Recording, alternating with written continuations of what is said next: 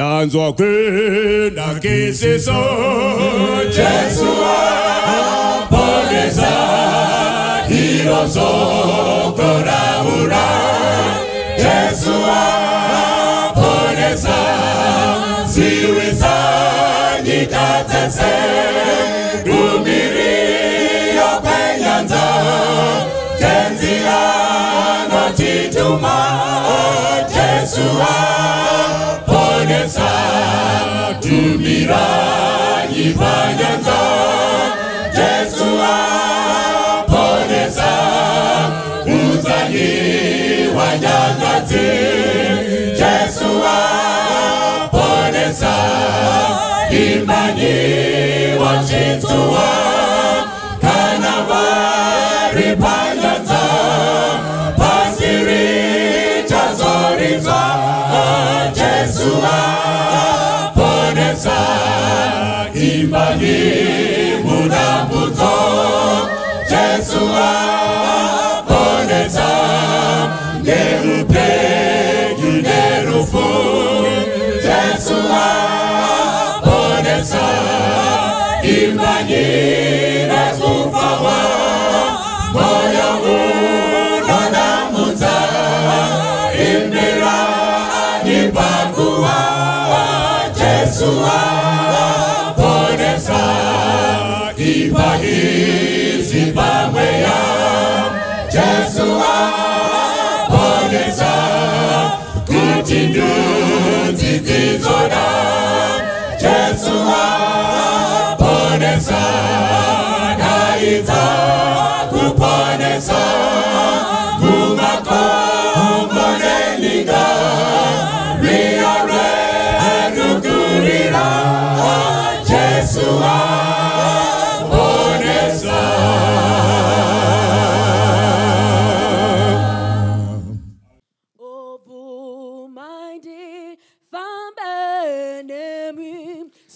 Zakai tainoki mumateru okorangu nditauri ranenemi kananzira yoshaikwa divumeidi fambenemi handingambo fambideka duturiri kuvuvuta mirauya kateiwa wawengiwa nondieza eseaya matambuzo tenzi pumaindi fambenemi kuti mandi pazororo zvepasizvi ndoanando ndozofamba nekushinga ndotakura muchinjiko dakarandi one zioni tenzi vumaindi fambenemi kuti mandi pazororo zvepasizvi zvinoanando ndozofamba nekushinga ndotakura muchinjiko dakarandi one zioni tenzi vumaindi fambenemi. Kwaziwai vana vaMwari, toda kutenda Mwari vatisanganisa mukati menguva yavo tinzwe kutaura kwavo tichanamata ipa neino nguva. Baba vedu muriko kumusoro kudenga, toda kukutendai nemhaka yeshoko renyu. Ibenyu Jehovha rinotigadzirisa pane zvose zvakaipa zvatingaite tigone kudzoka mukati menzira yenyu. Chitibatsirai pamuchataura nesu pane ino nguva tigoteerera tigonzwa zvamunoda kuti tizive. Muzita raIshe Jesu namata nekutenda. Amen. Ndinodzokera zvekare kwaziwai vana vaMwari. Toda kutenda Mwari vari kutisanganisa mukati meivhangeri yavo. Pauri ipapo teerera shoko raMwari. Mwari vanokuda, Mwari vatiitire zvakanaka. Nhasi musoro wedu wenyaya watiri kufamba nawo unonzi iwo uri mukadzi wakaita sei. Takatarisana nemusoro uyu tine vakadzi vakasiyana siyana mukati mekurarama kwedu. Tine vakadzi vakanaka, tine vakadzi vakaipa, tine vakadzi vanovimbika, tine vakadzi vasingavimbiki. Asi nhasi tichadzidza nezveumwe mukadzi ari kuwanikwa pana Sekendi Madzimambo kuti tione mhando yevakadzi vanodiwa naJehovha mukati mekurarama. Tiri pana Sekendi Madzimambo chapter 4 verse 8. Inoti iyo panapa, zvino mumwe musi Elisha akapfuura napashunemi pakanga pagere mukadzi wakakurumbira. Iye akamugombedzera kudya zvokudya. Amugombedzera kudya zvokudya kudaro. Tinoda kutenda Mwari vana vaMwari. Vachipo here vakadzi vanogombedzera vaenzi zvekudya? Vachipo here vakadzi vanodana vaenzi mukati memasuo? Tiri kusangana nemukadzi uyu. Mukadzi uyu anonzi akanga akatokurumbira. Kamukurumbira kamukadzi uyu kanotaridza kuti kamukurumbira kemunhu aiita zvakanaka. Honai munhu ari kufamba nemugwagwa, honai munhu ari kupfuura nepamba pake, anomugombedzera, uyai kuno muwane zvekudya. Muchipo here mukati menyika yedu vakadzi vanodanira vanhu zvekudya? Muchipo here mukati mekereke yedu vakadzi vanodanira vanhu zvekudya? Honai aripo mukadzi uyu akadanira Elisha zvekudya. Akanga achipfuura nemugwagwa. Vesi 9 yoti iyo, akati kumurume wake, tarirai zvino ndinoona kuti uyu murume unosipfuura nokwatiri munhu mutsvene waMwari. Amen vana vaMwari. Kwakaita mukadzi akakurumbira anogona kuona neziso kuti uyu zviro kwazvo munhu waMwari. Akaona Elisha achipfuura akamudana akatoziva kuti munhu waMwari. Mukadzi akanga akavimbika. Zvinoita here kuti mukadzi ati kumurume wake, tarirai uyu munhu akanaka, achinongedza kumunhu murume?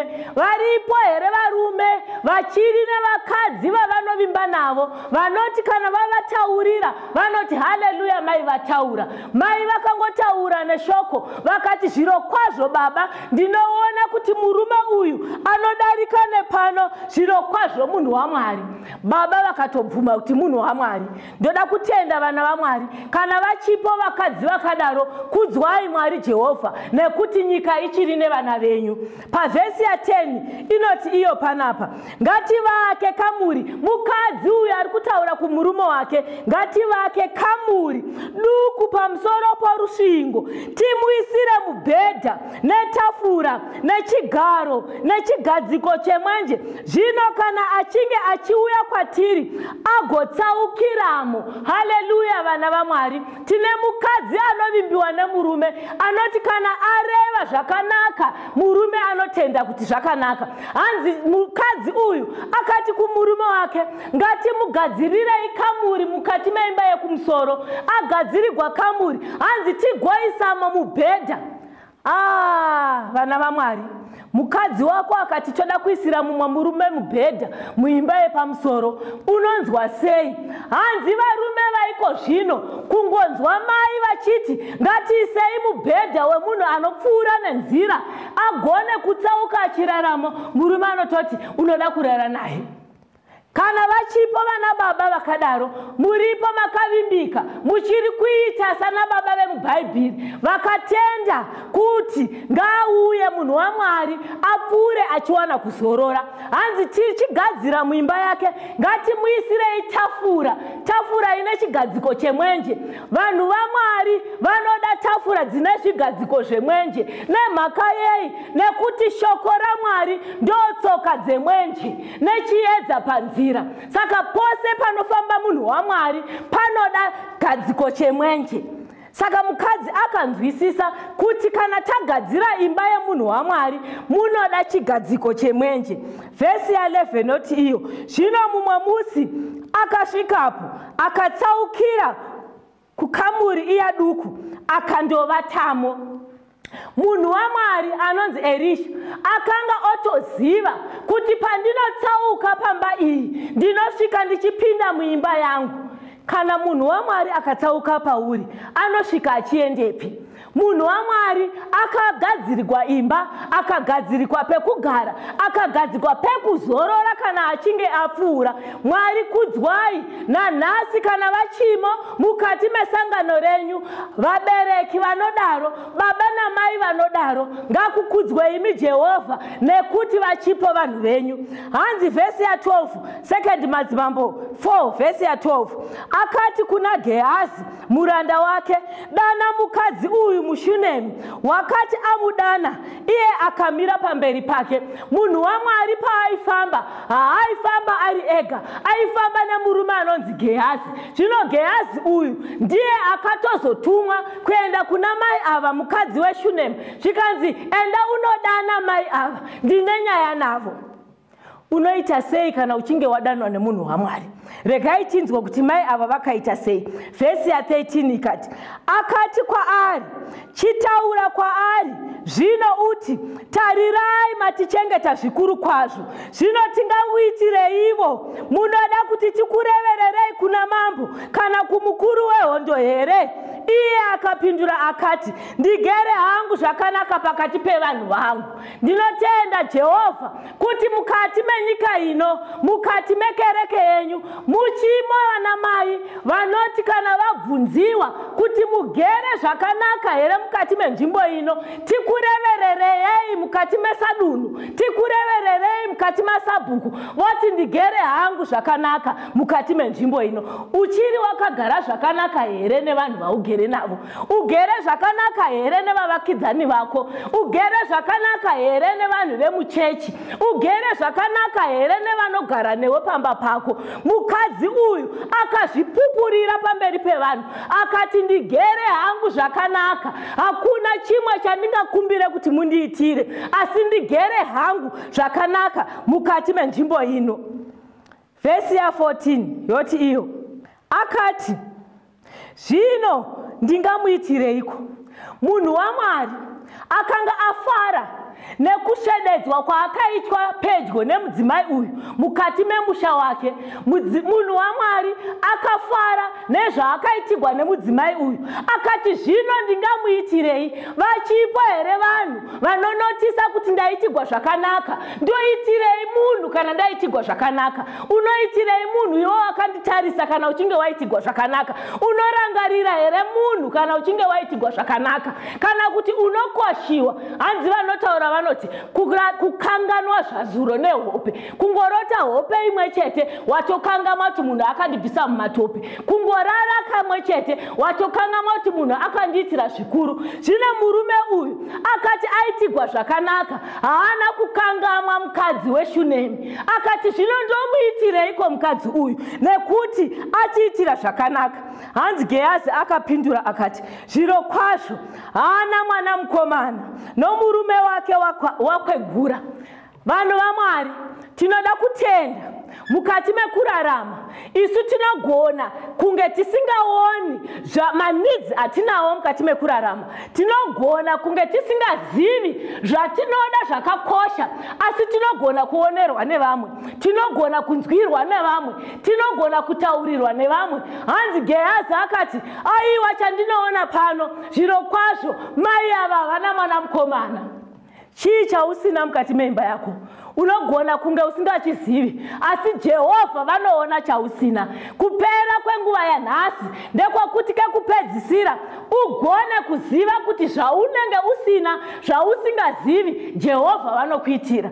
Hanzi Gehazi akati, ini zvandinoona ndezvekuti mukadzi uyu haana mwana mukomana, ende zvimwe zvandiri kuona ndezvekuti murume wake akwegura. Saka izvi zvinoda kutogadziriswa. Kana mungamurangarire, kana mungamuitire ngamuitire zvakanaka, mupei mwanakomana, mumuitire zvakanaka achiri mupenyu, nekuti ari kutirangarira nguva yose. Hanzi pavhesi ya15 second Madzimambo 4 verse 15, iye akati mudane.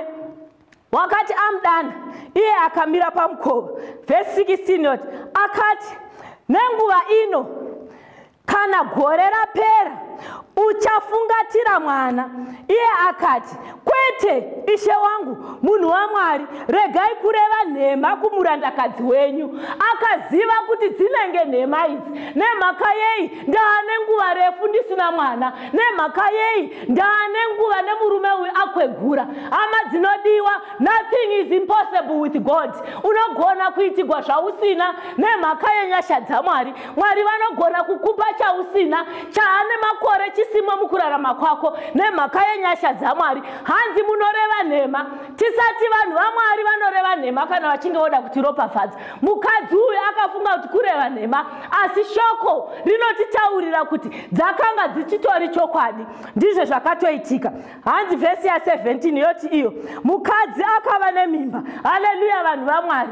Munhu akangotaura akati nenguva ino gore rinouya uchapakata kamwana. Iwo uri kunzi kudina Mwari? Nenguva ino uchava nekupasa mukati memaexams. Nenguva ino uchava nemuchato mukati mekurarama kwako. Vanhu vachikuseka, vanhu vachiti hauna murume, hauna mukomana, uchava nemimba, uchararama usinganzwisisi. Asi toda kutenda nekuti izvi zvakanyorerwa kuti isu tizive kuti God can do anything at any time. Vhesi ya18 yoti iyo zvino mwana wakati akura, mwana akatozvarwa. Mufunge vanhu vaMwari, mwana akatoponewa ende mwana akatokura. Zvinoonai pavhesi ya18 zvanzi mwana akati akura akaenda mumwe musi kuna baba vake kuvakohwi. Mwana kana achinge akutokura anogona kuita anything. Anogona kufambwa navo nababa, anogona kufambwa naye nemusikana webasa. Asi chinzwai manje, wai zvakanyorwa izvi? Zvakanyorerwa kuti tizive kuti zvimwe zvinhu zvinogona kuitika, kuti Mwari ataridze ukuru hwake kwauri newe. Hanzi kwandiri newe tinogona kutaridzwa ukuru naMwari nemitoo yakasiyana siyana. Hanzi mwana akati akura akaendwa naye kunokohwa, kureva kuti akaendwa naye kumunda. Hanzi akati kuna baba vake, musoro wangu. Iyo vakati kumuranda, mubereke uende naye kuna mai vake. Muri kuzviona here vanhu vaMwari? Baba vakaziva kukosha kwamai. Uri mai vakaita seiko? Mwana akatemwa nemusoro ari kumunda. Baba vakarangarira kuti kuna mai. Mwana akaita dambudziko. Baba vanokurangarira here iwe mai we? Iwe mai uri kuteerera iwe mai uri mumba, iwe mai uri pano, iwe mai wakanditarisa, iwe mai uri mukati memumba yako, uri kuzviwa here? Baba vekwako kukaita dambudziko kumwana vanokurangarira here? Mukadzi weShunami akarangarirwa nekuti akanga ari mudzimai akanaka. Hanzi enda nemwana kuna mai vake nekuti atemwa nemusoro. Haleluya, Jehovha ngavakudzwe. Hanzi iye akamutora amamisa kuna mai vake, akagara pamabvi avo kusvikira masikati makuru. Hanzi kusvika masikati makuru mwana akafa. Tichipo here vana mai vanoti kana mwana aiswa muruoko rwedu, mwana achirwara toramba takamubata kusvikira mwana afire mumaoko? Vana havasi kufira kumapostori here? Vana havasi kufira kudzin'anga here? Vana havasi kufira mumadhamu emvura here? Vana havasi kupiwa matombo here? Zviri kunzi mukadzi weShunami paakapuwa mwana akaramba akamubata kudzimara afa. Haana kumwe kwaakaenda nako. Ndinofunga kuti ini mukadzi uyu ainamata nechemumwoyo kuti Mwari ndimi akandipa mwana uyu, ndicharamba ndakamubata. Zvamunoda kuti zviitike ndinaye mwana. Hanzi mwana akafa, mwana akafira mumaoko emukadzi. Kana wako afa unoita sei? Pavhesi ya21 second Madzimambo 4 vhesi ya21 ivo vakakwira vakandomuradzika pamubhedha wemunhu waMwari? Maona here mashandiro emubhedha wemunhu waMwari? Maona here zvinoitika kana wagamuchira vanhu vakarangarira kuti kune mubhedha wemunhu waMwari pamusoro apo? Havana kuchema mai ava, hatina patakanzwa kuti vakawingwidza, asi vakarangarira kuti kune mubhedha wemunhu waMwari pamusoro. Hanzi vakatora mwana vakaenda naye kunomucheta pamubhedha wemunhu waMwari. Vakaziva kuti mwana uyu akabva kuna Mwari. Regai ndinomudzosera pamubhedha wemunhu waMwari. Ndipo paakabva mwana uyu anofanira kurarama ari ipapo pamubhedha. Hanzi vakanomucheta pamubhedha wemunhu waMwari, vakamupfigiramo, vakabuda. Vhesi ya 22 yoti akadana murume wake akati, nditumirewo mumwe muranda nembongoro imwe ndimhanyire kumunhu waMwari ndigodzokazve.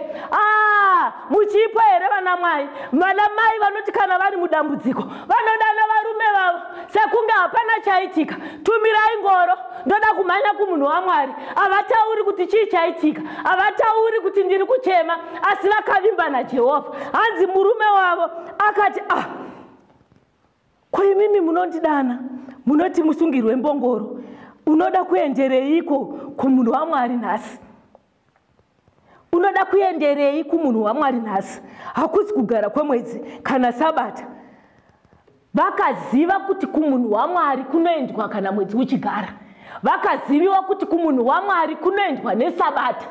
Munoendawo here kuvanhu vaMwari kana muchinge matambudzika? Baba ava vakaziva kuti mukadzi uyu taimu yaari kuenda kumunhu waMwari sandiyo, asi ndinomusiya aende nemhaka yekuti mukadzi akavimbika, hakuna chaanogona kuita. Havana kubvunza kuti mwana ari kutemwa nemusoro andepi, mwana ari kutemwa nemusoro aripi, asi vakangoziva kuti zvatonzi kumunhu waMwari regai aende. Akamutumira zvinhu zvaifanira kufambisa. Zvino akaisa chigaro chembongoro akati kumuranda wake, ufambise, upfuurire mberi, rega kunonosa pakufamba, asi kana ndikakuudza. Hanzi akakwira pambongoro. Nyaya yake pangomboro yaingoti go forward, vana vaMwari, famba uchienda. Nyango munhu akakumisa usamire kudzimana ndakutaurira ini. Nyango pakaitika chakadii, kana ndisina kuti mira iwe haumiri. Hanzi munhu waMwari akaendwa kunotariswa kuti aripi.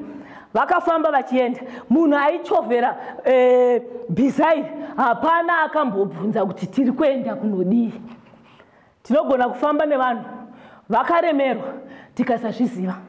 Tinogona kufamba nevanhu gwendo goupenyu vachichema zuva nezuva ukasazviziva. Akafamba nemukadzi uyu asiya mwana akamuratidza mukati meimba yemunhu waMwari, asi haana kuzviziva. Vhesi ya 25 yoti naizvozvo akaenda akasvika kumunhu waMwari pagomo reKameri. Munhu waMwari wakati achimuona achiri kure akati kuna Gehazi muranda wake, tarira hoyo mukadzi weShumani, tarira hoyo. Vanhu vaMwari vanotiziva nekuti Jehovha vanotaura nevanhu vavo kuti vagare vakateya kuti vanhu vaMwari vari kuuya kwavari here. Tinavo vafundisi vanhu vaMwari. Kana une tambudziko enda kumunhu waMwari. Anokuona uri kure, anoudzwa naMwari kuti havo vari kuuya. Tarira kuvanhu vaMwari uzive kuti ndo kwaunoona ruponeso. Hanzi Gehazi akaenda. Hanzi manya hako pavhesi ya 26. Zvino undosangana naye uti kwaari, makafara here? Murume wenyu wakafara here? Nomwana wakafara here? Vanhu vaMwari, vanhu vaMwari makanditarisa. Vanhu vaMwari muri kunzwa. Inzwaiwo mubvunzo uri kubvunzwa mai vasiya chitunha pamubhedha. Inzwaiwo mubvunzo wavari kubvunziwa. Hanzi makafara here? Vakafara here mai ava? Havana kufara mai ava. Hanzi murume wenyu wakafara here? Murume akafara here?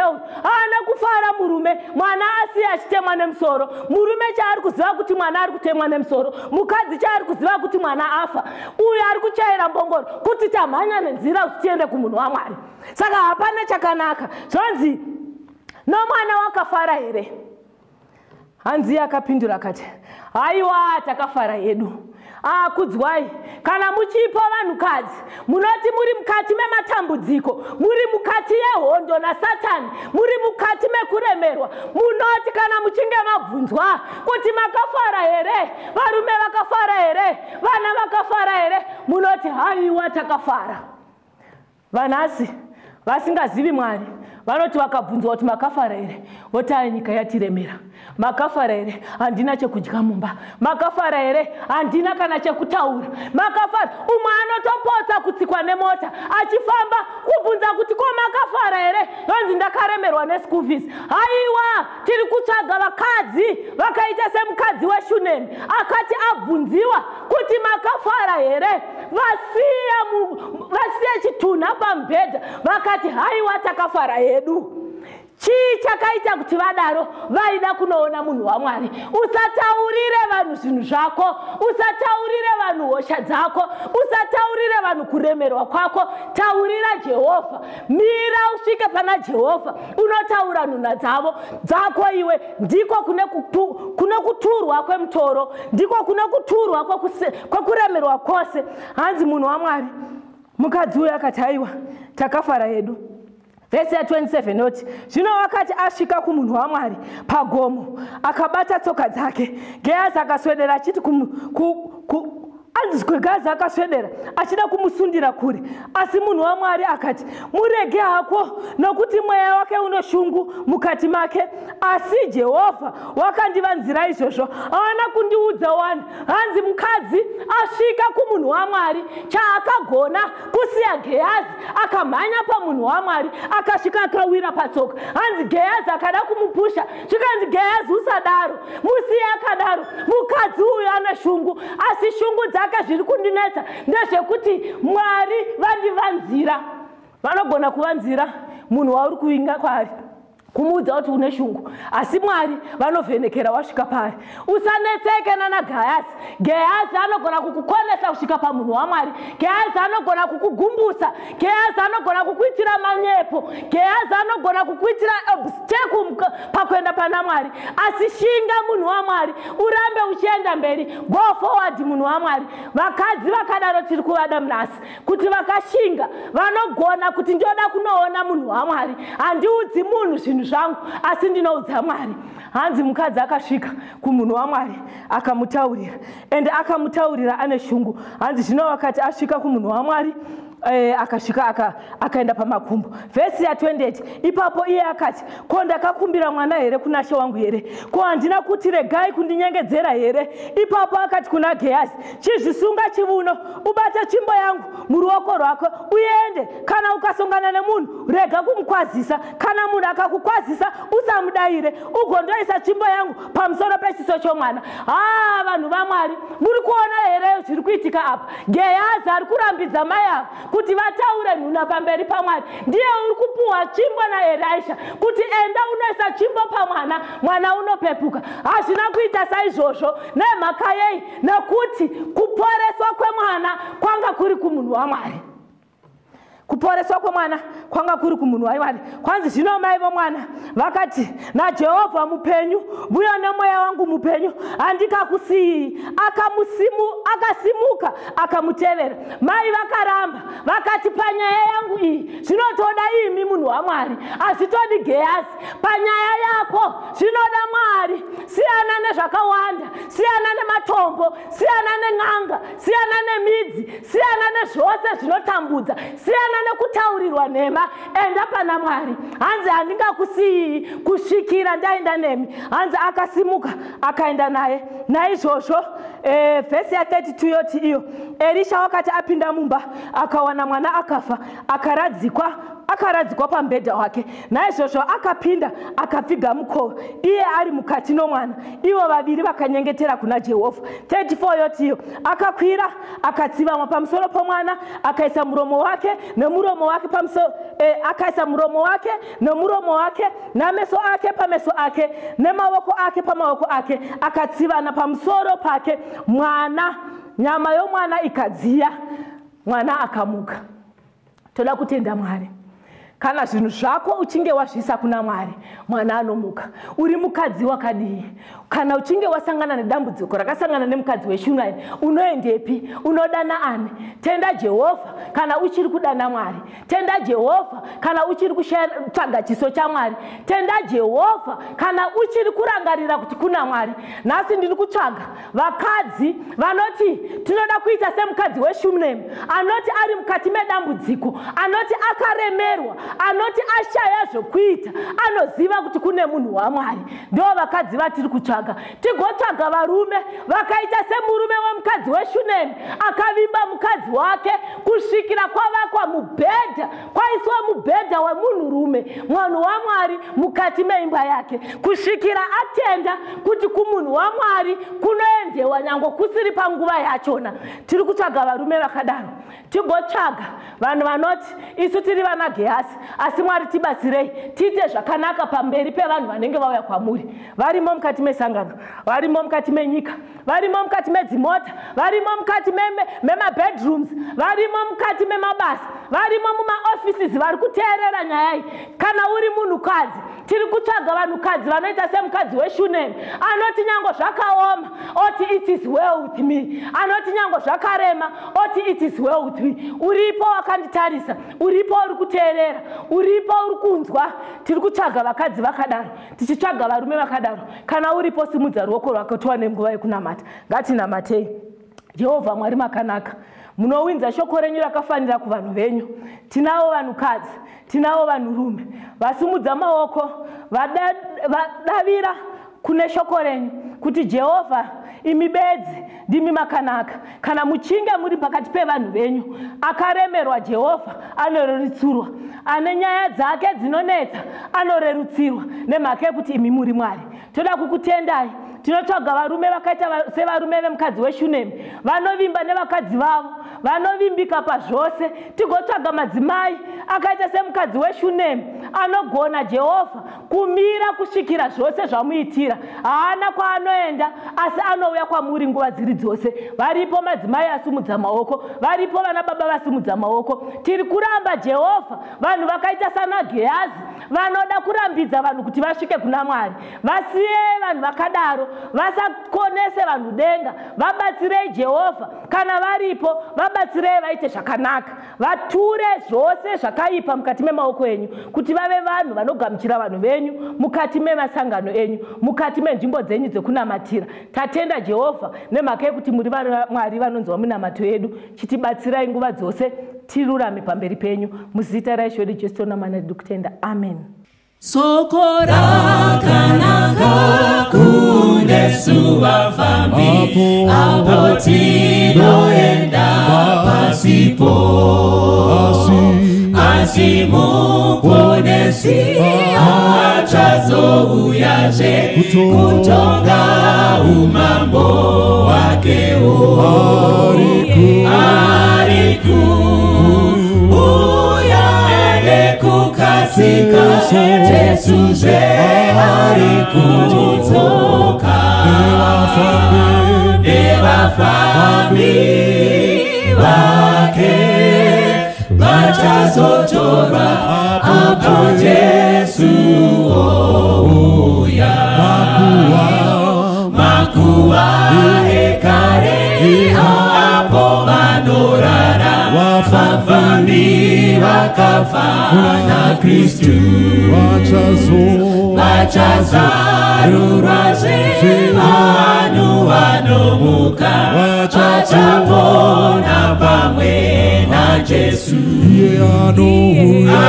Arikuuya nekukasika Jesu je arikudzoka nevafambi vake vachazotorwa apo Jesu ouya. Tichasangana kumusha wekudenga, tichaimba nekuponeswa. Vaponesi vachabva pasi rese vanamate mambo wedenga. Arikuuya nekukasika Jesu je arikudzoka nevafambi vake vachazotorwa apo Jesu ouya. Haleluya.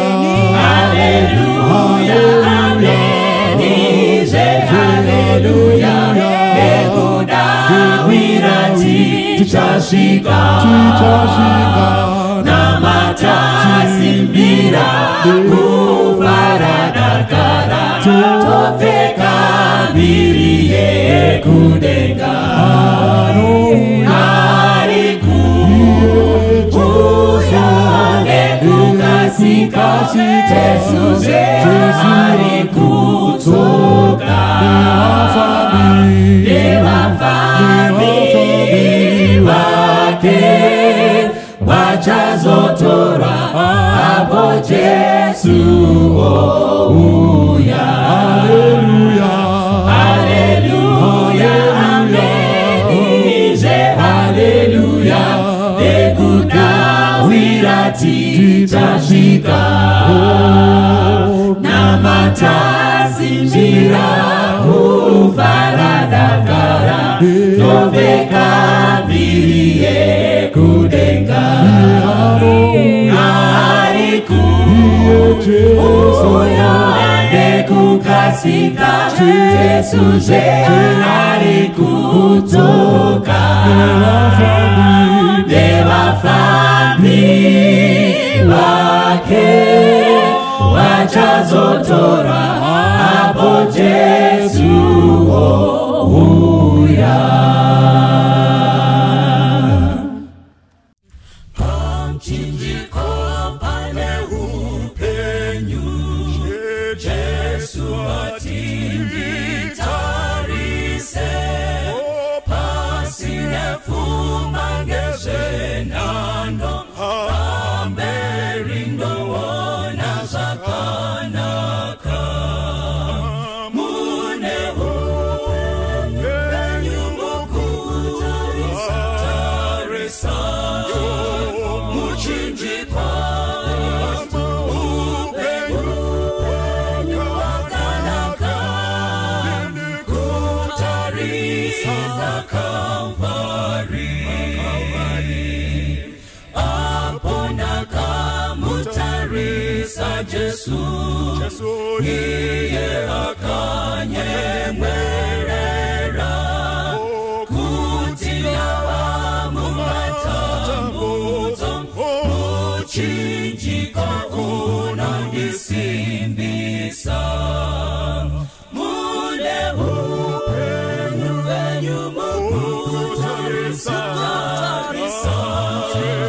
muchinjiko Kristu upenyu wakanaka kutarisa Kalvari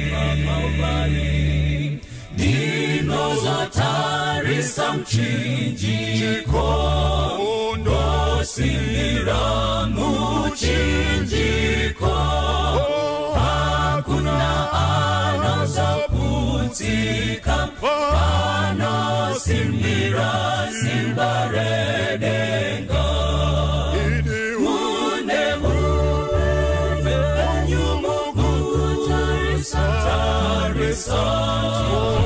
muchinjiko upenyu wakanaka kutarisa Kalvari mune upenyu mukutarisa muchinjiko upenyu wakanaka kutarisa Kalvari upenyu wakanaka kutarisa Kalvari upenyu wakanaka kutarisa Kalvari